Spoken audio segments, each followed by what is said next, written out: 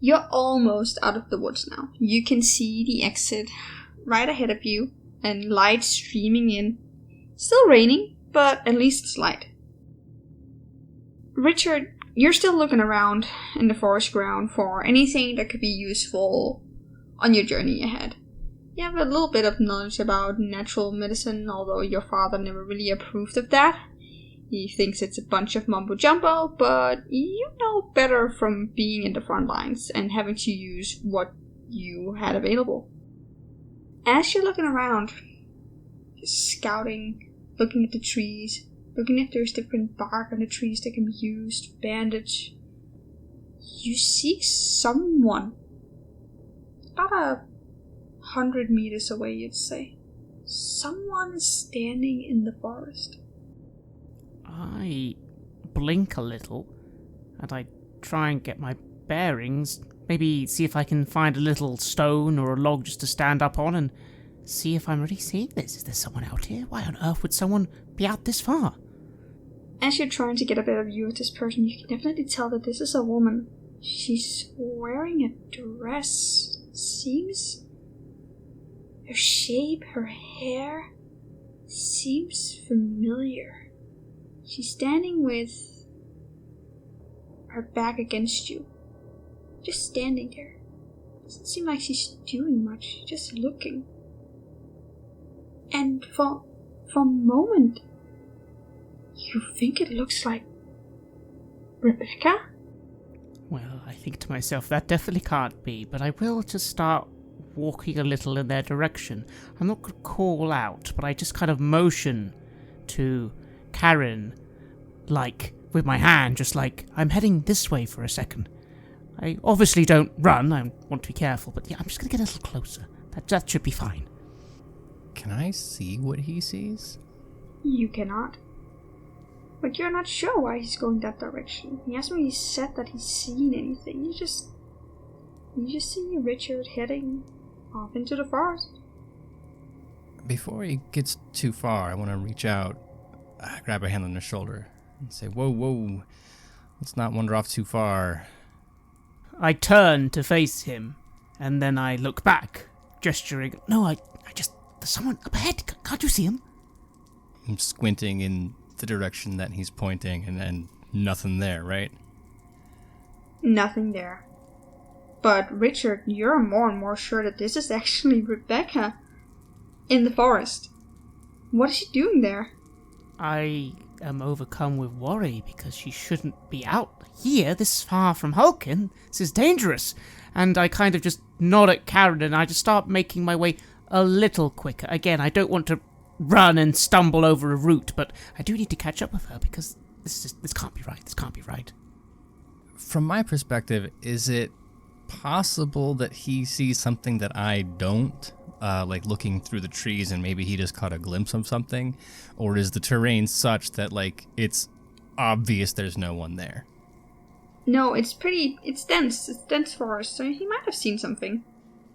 Well, even though Richard isn't taking off at too severe a clip, I don't like the idea of wandering around aimlessly, but I'm also not going to let him go alone, if for no other reason than I want to see what's going on. So I'll follow him, and as I, veer off at 45 from the trail, I'll look over my shoulder back at Byrne and Owen and say, hang on a second, Richard thinks he sees something. Be careful, there's treacherous visions about. Yes, be careful, Richard. Just stay at the trail. We don't need all four of us wandering off and not being able to find the path again. I don't feel any of us should be wandering off. Yeah, I agree, but... And then I'll just look at Richard. I confess I've become perhaps a little deaf to what they're saying because I am very concerned. Am I getting any closer to this woman? You are? You're getting closer and closer. Yeah, this is Rebecca. You recognize her right away. She's still standing with her face away from you. I start trying to approach her, and finally I call out, "Hello?" I don't want to say her name because I feel if I do, that will confirm it's her somehow. And it can't be her. Hello there, are you alright? What are you doing out here? You are now just a couple of meters away. This is Rebecca. You're 100% sure. Even though it shouldn't be possible, it couldn't be possible. Is this her? It can't be anyone else. The figure doesn't really react to your calling out. Oh, well, enough of this nonsense. This is ridiculous. Again, looking down, and then looking forwards, just walk forwards. Rebecca, what are you doing out here? Rebecca? Now you hear her voice. Richard? Is that you? Oh, Richard, I've missed you so. I got lost in the woods. I didn't know where I was going. Can you please help me home, Richard? Hearing her voice, finally, I quicken my pace and I attempt to reach for her shoulder. As you reach her shoulder, Becca turns around. You're just about to say something to her. But then you see something that goes beyond your wildest imagination. The body of Rebecca is, well, her body.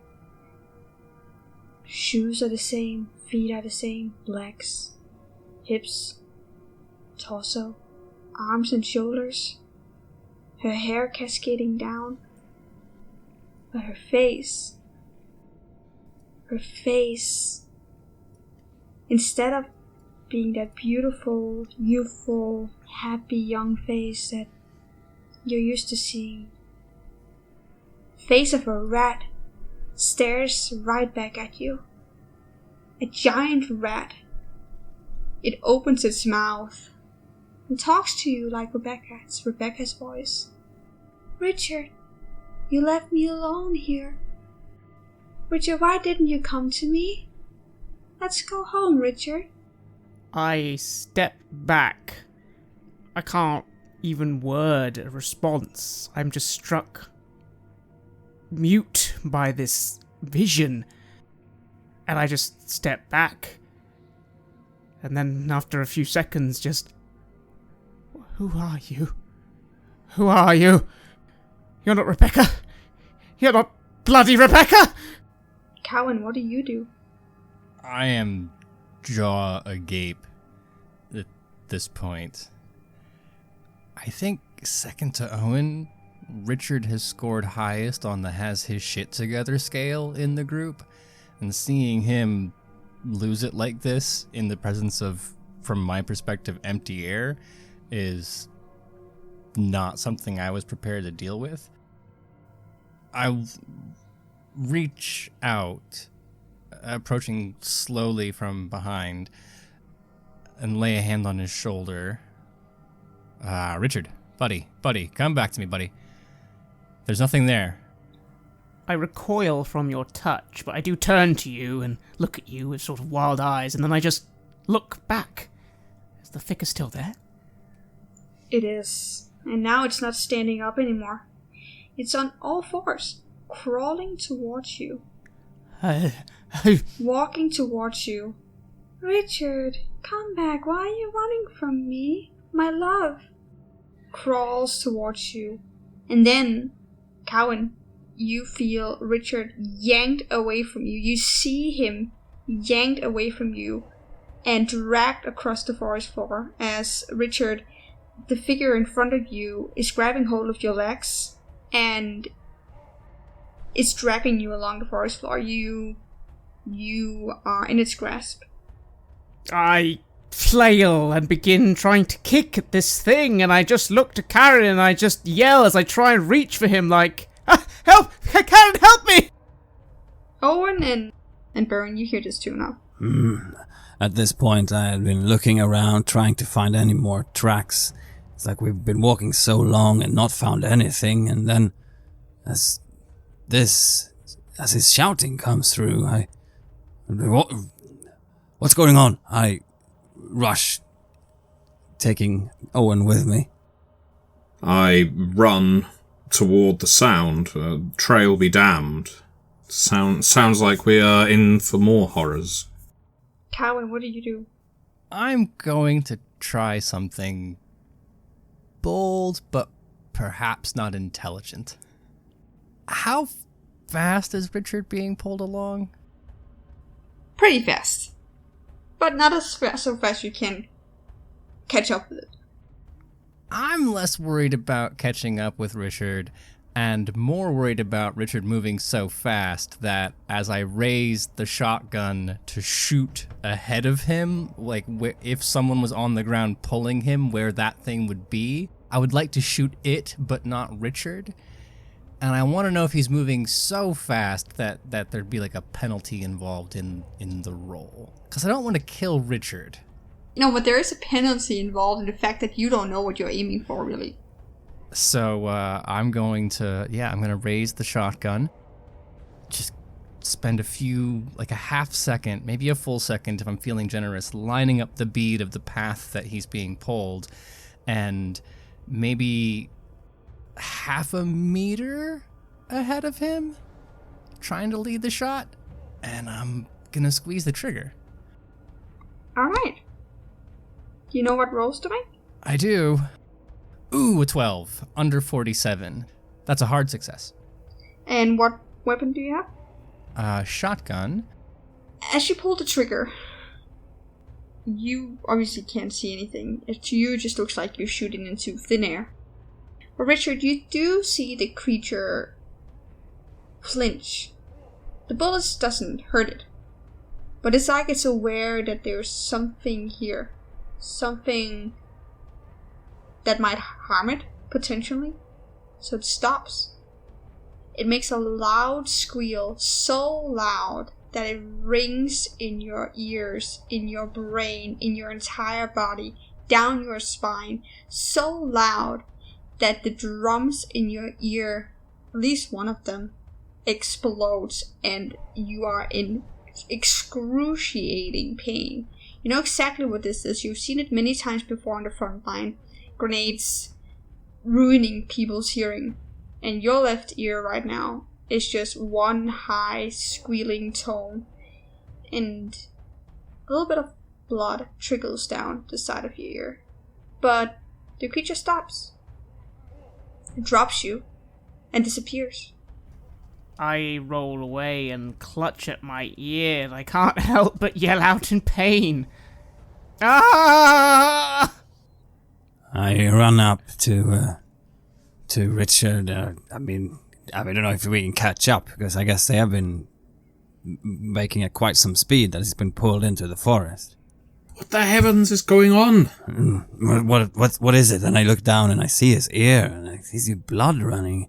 I try to help him as much as I can with if there is any first aid I can do, or if I just bring out some bandages trying to patch him up. Something was pulling him, but nothing was. He was being. I'm just like gesturing towards the ground, like maybe they can see the dirt or like the gravel or whatever having been disturbed by him being pulled along. And Richard is obviously in distress, so I don't feel like I have to explain it a ton. But I'm just babbling out at this moment, trying to convey what just happened. What did you see, boy? What happened? I saw a thing. One of the things is grabbed me, but it's and what I thing? kind of. What did it look like?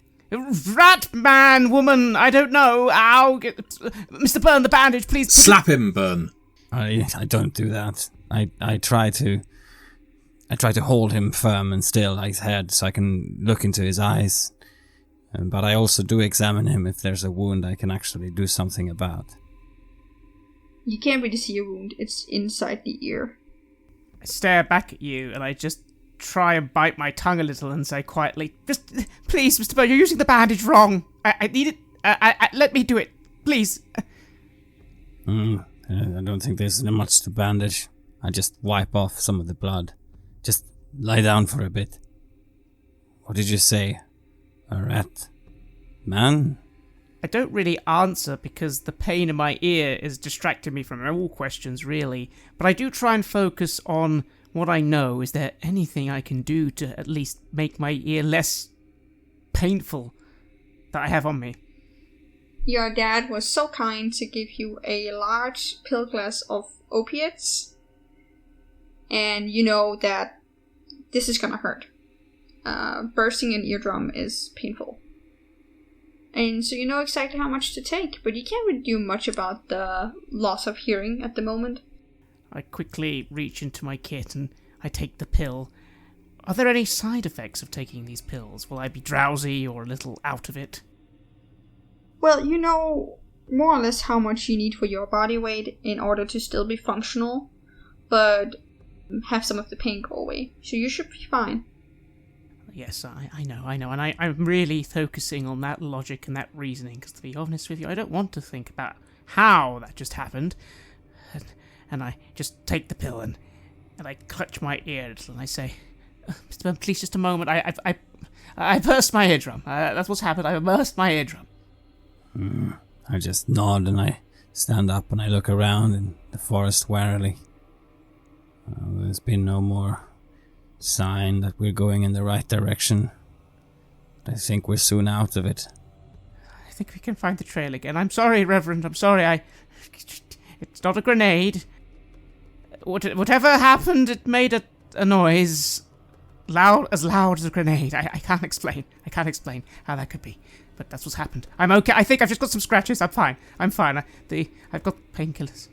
Isn't it strange with a noise that only you can hear and yet it could affect you and your body? You mean to tell me none of you heard that noise? I didn't hear the noise. I didn't see what had you. You were muttering a name. There was nobody there. And yet you still shot something. You hit it, almost. I don't have an answer to that statement. I'm just gonna kind of stare back at him. Maybe shrug a little bit. I didn't know what else to do. But Richard, you were being pulled across the ground by thin air. It's not how it looked to me, but I'm thankful, Karen. I try and stand up, dabbing at my bloodied ear, trying to focus. Father, maybe we should all from this point on never again split up. I'm sorry, that was stupid of me. It's very irresponsible of me, Reverend. I'm sorry. Richard, I know it's difficult to do, but you need to calm down. There's things out here that are clearly playing with our minds. You can't be held responsible for one of these things taking hold. What we need to do, as a group, is when one of these things occurs, the first thing we do is ask everyone else, can you see that? If the answer is no, we make every bloody effort to just keep on walking. And I mutter very quietly, just to Owen. I thought it was Rebecca. I'm sorry. You don't need to apologise, my lads. This place is playing tricks. There's something devilish at work here. We just need to remain focused from here on out. Your ear will recover, but we need to keep moving. Do you need me to quote passage and verse about doubting Thomas and needing to ask the other disciples, do you see what I see? Well, that's what we need to do. We all need to be filled with doubt now. We're certain to our cause, but the things around us are not trying to help. They're trying to hinder us. They're trying to slow us down. We're stronger when we're together. Got that? I give Owen a firm nod, and I feel a bit glum. My ear really hurts. But I try and steel myself, because at least that wasn't Rebecca. Rebecca is back in Hulkin, and she is safe. She's not here. She is not that thing. And I just nod and quietly, meekly say, I reckon we should be moving on. Let's move on together. Let's do it. That's right. That's right. Why don't you make a sanity roll? Certainly. I'm assuming I am also on the roll for sanity train, considering that I watched him being pulled by thin air. Yes, yeah, I would say that. 56 under 65. Okay. Well, I want you to roll a d6 and take that as minus sanity points. I also miss by a whole bunch. That is 2 for me. 3 for me. Okay. Well, you make it out of the forest. Not unscathed. It wasn't a pleasant trip at all. There's a lot of physical torment and a hell of a lot of mental torment. But you make it out. And as you make it out, it seems like the path you walk just stops in front of a large rocky hill that almost goes up vertically. In front of you, there's a large gaping man-made hole. A mountain pass of sorts, or perhaps, to you at least, Carwin, it looks like an old mine. But it's completely enveloped by darkness at this point. You do see another way that doesn't necessarily lead you into the mine, but around it. It's a tiny, tiny path on the side of the mountain. It seems walkable, you think, but also dangerous. The mountain towers over you. This is the beginning of the mines. This is the beginning of the mountains. You're all standing in front of it. I'll convey this information to the rest of the group. Well, here we are. This is old work. Gesturing at the timbers. The rock is hand-hewn. God, I can't even... This is so old that they didn't teach us this in mine school. And that, I'll gesture up towards the path. It looks like an old, maybe a mule track up to something further up the mountain, but I remember you're not supposed to trust that kind of thing. They have to be maintained, the erosion, it's treacherous footing, loose rocks. Any sign that any of it has been used recently? I go up and I try to just look for if there's thick cobwebs or anything else, or if there are any tracks. Where are you looking exactly? At the entrance of the mountain pass, or at the little path that goes around it? The entrance, then. Why don't you make a spot hidden roll? Can I try the same, but for the path? Is there evidence of recent travel? Yep, you sure can. That's 40 under 60 from me. So as you walk closer to this mountain pass, it's quite big. It's bigger than it looked from afar. It towers over you, but it's just a big black hole. You can see nothing in there. The only thing that would indicate that there has been recent usage is an oil lamp that sits on the side. It doesn't look like it's an older oil lamp. It doesn't look like it's been standing there since the mines were left empty. No, this looks new. And in fact, there's actually still a little bit of oil left in the lamp. Look, there. A lamp. Someone's been here. I look over to Carwin to see if he finds anything as he is looking. For my part, I rolled a 70 under 85. Well, you look around the path, and it's pretty difficult to tell, because there's a lot of wind up here, a lot of things just get blown around all the time. You can't really tell if there's any footsteps, so you're not really successful here. You don't really see that there's been any activity on this side. I'll report as much, and add that the fact that it hasn't been traveled recently is all the more reason, in my mind, to not travel it now. And I look at the others. I looked over to Richards to see how he's coping. I'm frowning and holding my ear still, but at least I don't seem to be in as much pain. Kind of, though, look to the others and say, wait, how much further do you reckon we need to go? I mean, we are now at the mountains. Where were we planning to camp? Further on? Look at the time. What is it? The sun is setting in the background, actually. It's around 7:30. With what we've seen, with what's happened so far, do you really think striking camp out here is the right idea? Something got a hold of Burns, something came after Richard. You really think the best idea is to sit around here and wait around a campfire for the next thing to show up? It's going to be dark in the mine no matter what time of day it is. I've got my lamp and that lamp. I'm not entirely certain the mine is going to be any safer than out here, but at least it will keep the wind off our backs. I sigh and just nod, not being very talkative anymore, but just happy to do whatever I'm told. My one reservation, Carwin, and I defer to your expertise, is I remember we're up here to see where these lights are emanating from. If we're any depth down in that mine, we might not see them.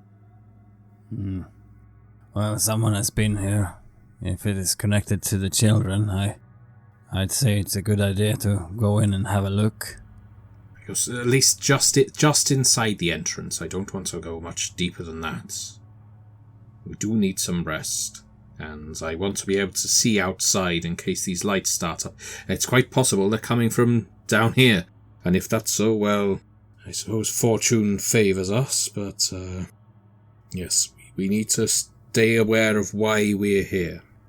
That's a convincing argument from my perspective. Alright, we'll set up a watch, or a sentry, if that's what you call it. We can all hang out here in the entrance of the mine, and we all agree no one goes chasing after any lost loved ones or strange figures, right? I nod grimly.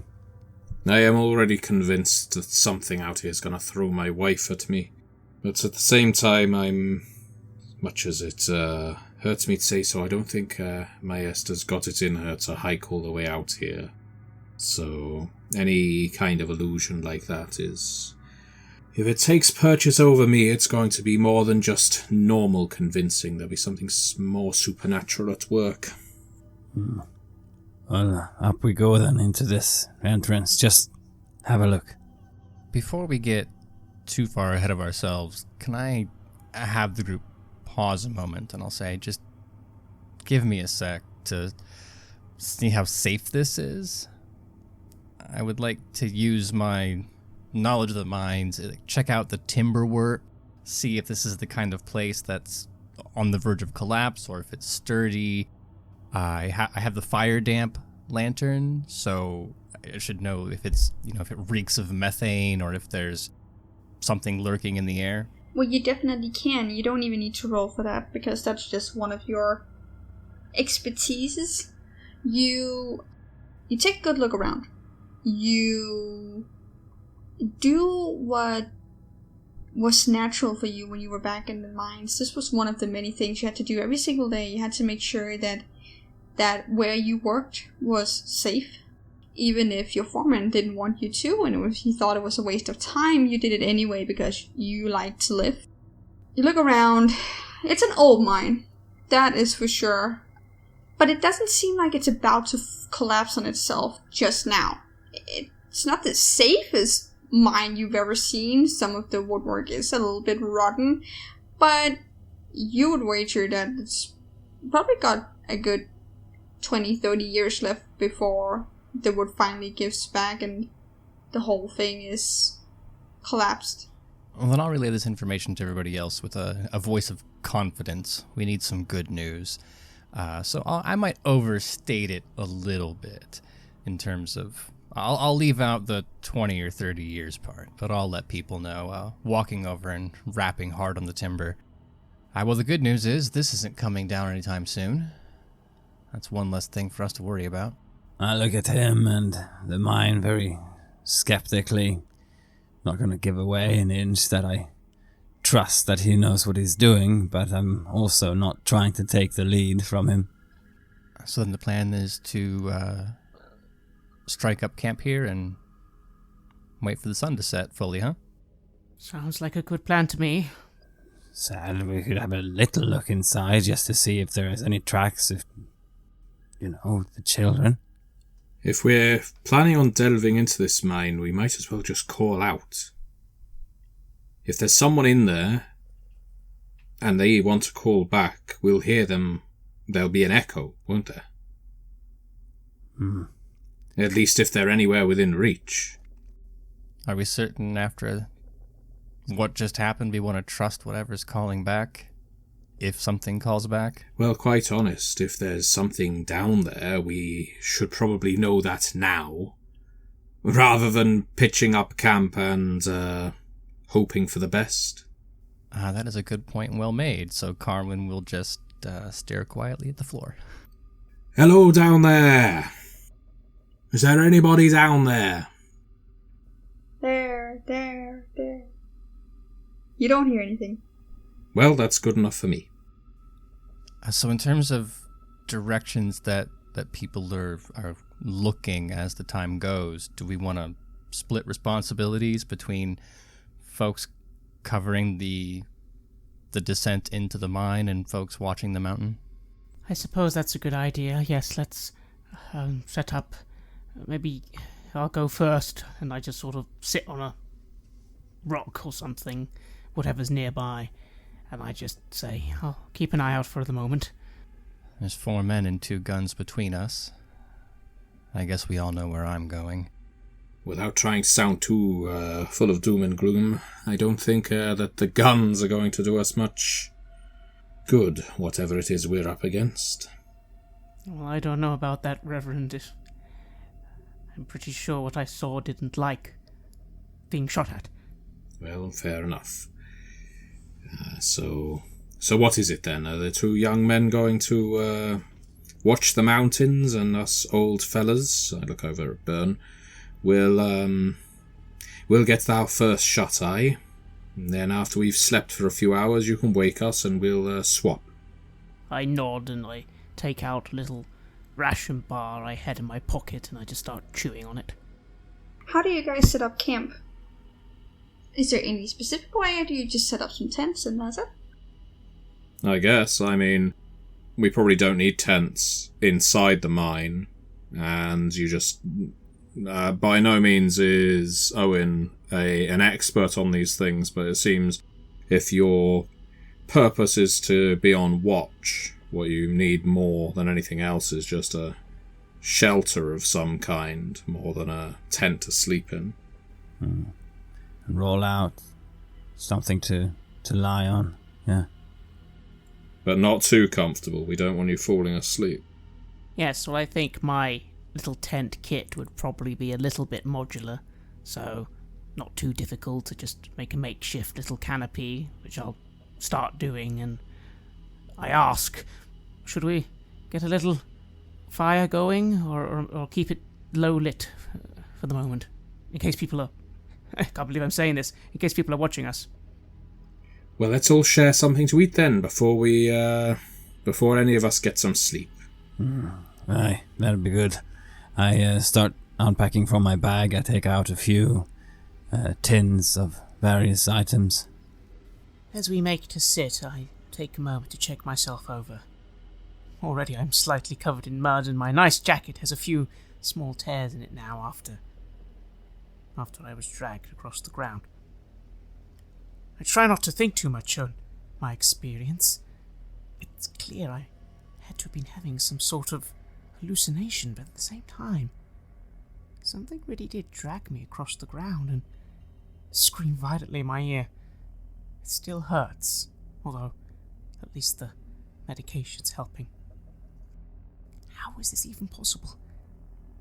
Maybe there really was something there, but instead of seeing what it really was, my mind, I reckon, made something up instead. Maybe what I actually saw was far worse. I find myself thinking again what the others have said in the last few days. Rats with human faces. It causes a chill to go down my spine. So, I ignore it for now, and I focus instead on what lies ahead. I realise now I'm both very tired and hungry, so perhaps this rest really is a good idea. It will probably do us all some good. I set about helping the others unpack the tent and camping gear I bought, and setting it all out. I do feel grateful that we're at least now going to have a small rest, at least for a little bit. Hopefully, this will at least make my ear a little better. As we're sitting down, I start rubbing my leg where he held me as he pulled me down. Was that a trick of the mind? Some kind of ghost? Some kind of the devil's work? I don't know. I really... what am I doing up here? I should be down getting the house ready. Be responsible for when she shows up. Irma with Dale and Sally. In a way, the last few years, it feels like now that I'm looking back at it, might have been the best days of my life. Despite the war burning all around, the constant fear, being close to them, being calm for their sake, being someone who they could rely on, that felt like nothing had ever been more important. Now I'm off like this, up into mountains, to rescue Dylan and Nesta. But who would I be if I weren't here? The things that are happening here and around the town. Could I really let Irma, Dale and Sally come to a place like that? Could I be that man? No. I would rather make my stand here and now. We do what we must do and hopefully end this.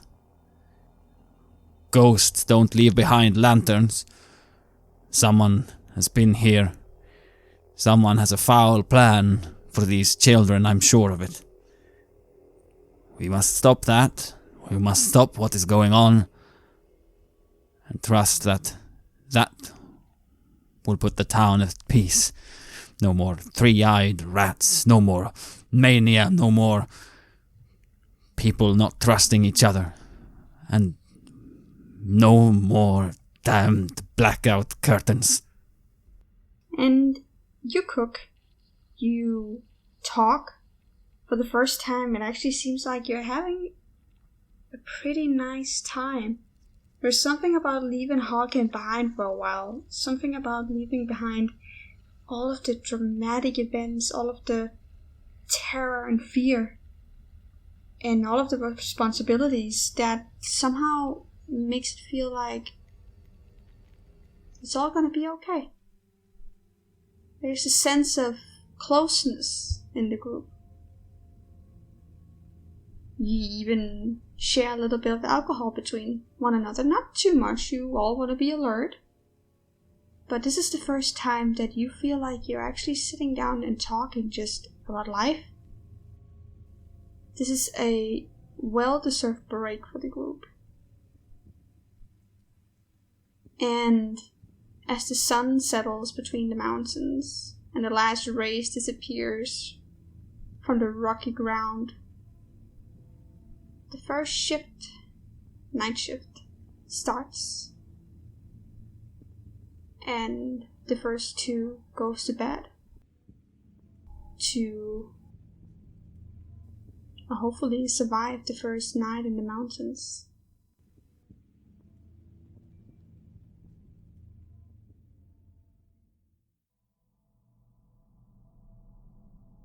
You have listened to an episode of Red Moon Role Playing, where we played the campaign The Whispers of the Mountains for Call of Cthulhu 7th edition. The Whispers of the Mountains was written by Clara Herbal, who was also our keeper.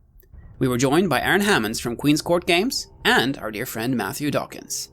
The music is from the Cthulhu, Nyarlathotep, Jog-Sothoth, Shub-Niggurath, and Azathoth compilations by our friends at Cryochamber, and the Paleo Wolf album Genesis. Check them all out at cryochamber.bandcamp.com or their YouTube channel for more music for your gaming table.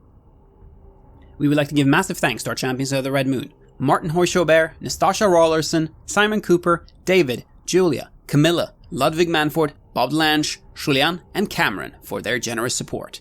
And we would of course also like to thank all of our other patrons. Without your support, the show would not be possible. If you want to support our work, please check us out on Patreon. You can get access to bonus campaigns for Cult of the Lost and Coriolis there, as well as get early and raw access to all of our recordings. You can also hear your name read on the show as a champion of the Red Moon. Most importantly, that support is what keeps the show going, so do check us out there. thank you again for listening. And remember, that is not dead which can eternal lie, and with strange eons, even death may die.